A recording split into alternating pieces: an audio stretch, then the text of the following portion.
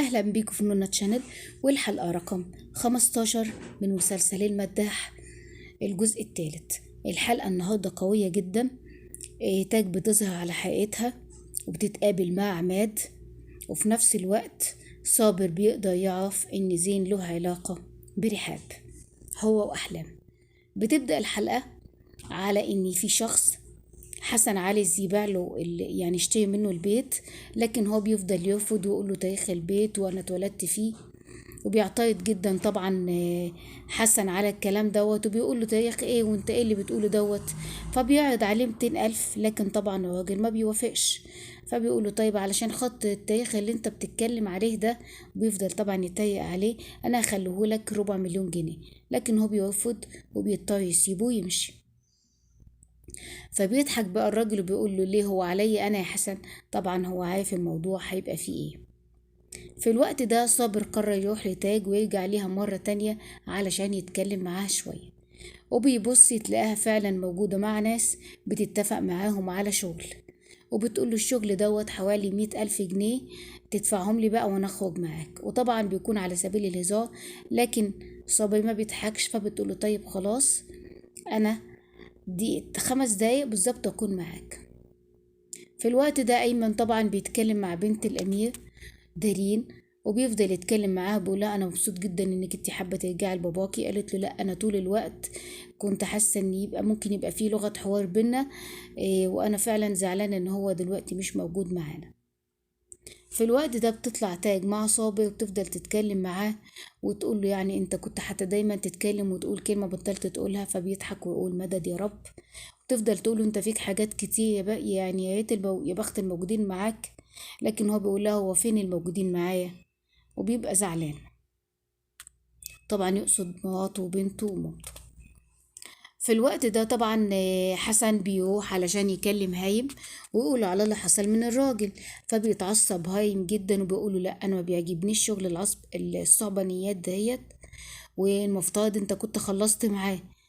لكن الولد اللي معاه بيرفض طبعا، بيقول له لا احنا فعلا عملنا شغل كتير معاهم لكن هم رفضوا. فبيقول له طب انت اخرج. هو مسميه بيليا، فبقول له انت اخرج يا بيليا.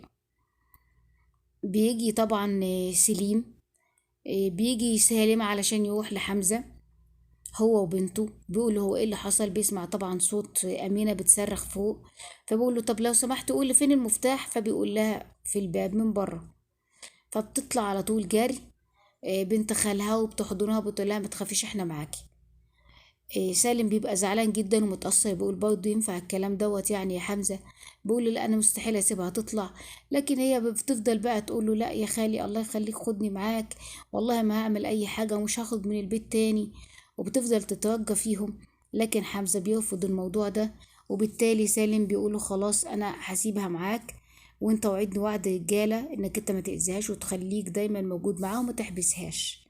فبيقول له خلاص انا هوعدك وعد رجالة يا خالي. بيجي حسن البيت وبتفضل تقابله منال بوش بلاستيك، وبتفضل تقوله لأ، انت لحد دلوقتي في واحد زيك ما يبقاش متقصر، وانا اختي مش عارفة الاقيها. بيقول لها اذا كانت اختك مشيت بمزاجها، طب انا هعمل ايه؟ والله ما انا عدلك فيها، هي تستاهل اللي بيجرالها. بيروح صابر لابراهيم وجدي علشان يوريله الحاجات بقى اللي كملت معاه. فبيترجم له بقى خلاص، اخيرا بيترجم له ابراهيم رشدي الكلام المكتوب. بيقول يعني معناه بما معناه كن مع الله.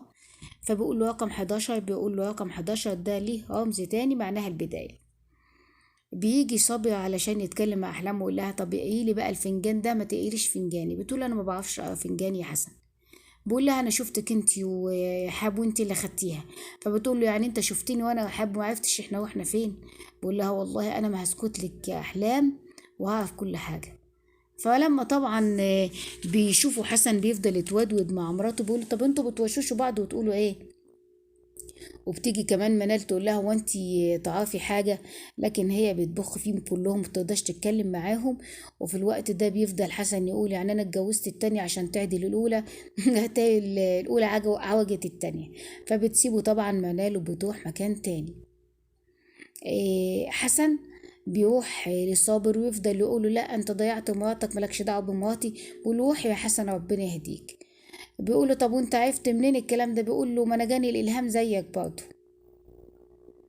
بيخرج حسن وبيسيبه، فبيجي تليفون لصابر، بيتردد في الرد وفي الآخر برضه بيرد. فبيتلاقى مين؟ بيتلاقى أمينة بتقوله الحقني، كل ده اللي حصل بسببك، أنا أخويا حبسني وشكله هيموتني ومش هيسمع كلام حد. لكن هو بيفضل يقول لها حافظي على الأذكار وأنا هحاول أنقذك زي ما احنا اتفقنا. فبتقوله طيب خلاص خلاص أنا هحافظ على الأذكار خلاص. أيمن بيروح لهايم لأنه فعلا اتعرض عليه عرض كبير وهو ما كانش مع الأمير أي ورقة بيمضي عليها بيشوفها، فهو مستغرب. فبيفضل هايم طبعا يقنعه ان المبلغ ده كبير ومفيش حد هيحط مبلغ كبير يعني، وهو عايز ينصب. ده هيساعد الجمعيات الخيرية كتير وده كله خير يعني. بيقول له خلاص يلا نتمم الموضوع. بيقول له لا أنا آسف، لازم الأول أطمن وأشوف المدير الشؤون القانونية بتاعتي واطمن على كل حاجة قبل ان انا اوافق على العرض ده، لان مفيش حاجة بتيجي من الامير الا ما ببقى عارفها. بيجيب طبعا التليفون بتاعي رحاب علشان يقدر يعرف اخر اتصال كان فين. فبيتفاجئ بان اخر اتصال كان زين. فبيعمل ايه طبعا بعد ما هو بيشوف بقى زين؟ فبيبقى قلقان، طب ايه اللي حصل وكده. ده الاتصالات. بتيجي بقى في الوقت دوت، بتيجي حاب بتبقى قاعدة في الشقة بتاعتها كل حاجة، إلا إنه بتمسك عز. فبتبص تلاقيها سخن جدا وبتبقى قلقانة جدا، فما بيكونش منها غير إن هي تتصل بأحلام علشان تقول لها الحقيني يا أحلام، ده الولد سخن ولازم نروح للدكتور، مش هينفع إن أنا أعمله كمادات بس. بعد ما عرف صابر فبيعدي على زين على اساس يشوف لو في اي حاجة كده او كده. لكن بالصدفة بيتلاقى زين في وشه، فبيقول له تعالى ده انت خطوتك عزيزة، اهلا وسهلا بيك وشرفتني. بيقول انا مش جاي، ده انا معدي بالصدفة. بيقول له طب تعالى اشرب الشاي معايا. وبيقفوا قصاد بعض وبيفضل يقول له طب انت ايه احوالك مع مراتك دلوقتي؟ فبقول له ما تجيبش سيرتها على لسانك، ووش الطيبة اللي انت مركبه دوت مش نافع. لكن هو بيحاول يقنعه ان انا طبعا اتغيرت من بعد خروجي من السجن. فبيقول له اتمنى انها تكون توبة نصوحة، وبيسيبه يمشي. فبتتصل بيه احلام علشان طبعا علشان نشوف يعني الحلقة الجاية ايه اللي هيحصل. انا متأكدة ان هي تخليه يروح بدل منها لرحاب. في الوقت دوت خلاص هي اتفقت مع الناس في الجلاية بتاعها ان هم ياخدوا الشغل بتاعها، وبتدخل الأوضة بتاعتها اللي هي تاج. فبتتلاقى طبعا عماد مستنيها او وليد زي ما بيسمي نفسه دلوقتي مع ابراهيم رشدي. فبتقوله الوقت اتأخر ان احنا نتقابل مع بعض وكنا المفترض يبقى من زمان. لكن هو بيقول لها لا ما تأخرش ولا حاجة، كل حاجة بتيجي في وقتها افضل. وبتخلص الحلقة بتاعتنا على كده. لو عجبكم الفيديو ما تنسوناش في الشير واللايك والسبسكرايب. مع السلامة.